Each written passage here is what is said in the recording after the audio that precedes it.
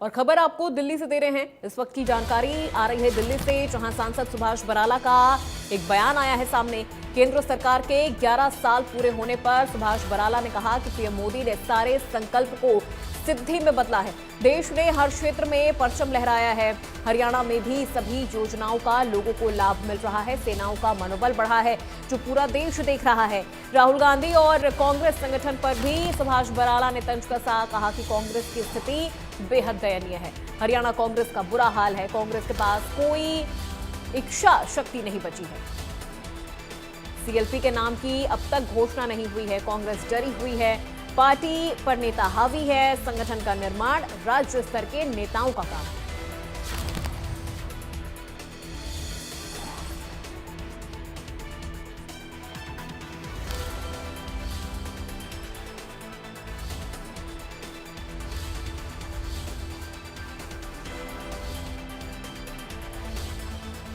इन सब के कल्याण के लिए अनेक देखिए 11 साल के अंदर देश में एक बड़ा बदलाव माननीय प्रधानमंत्री नरेंद्र मोदी जी के नेतृत्व में हुआ है।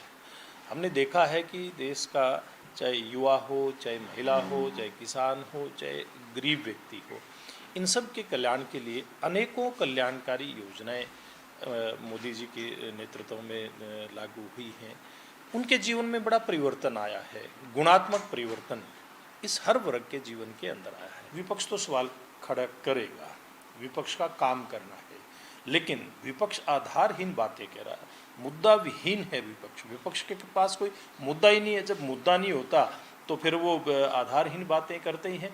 आज देश के अंदर पूरा एकजुटता के साथ देश हम लोगों को इस मौके पर, अगर हम उदाहरण की बात करें तो जब ये पहलगांव का आक्रमण हुआ, यानी कि आतंकवादियों ने हमारे 26 निर्दोष लोगों की जान ली थी, उसके बाद से अगर देखते हैं तो देश हम लोगों को एक सूत्र में पूरी तरह से अपने आप को दिखाई देता। आज देश की जनता पूरी तरह से एकजुट है।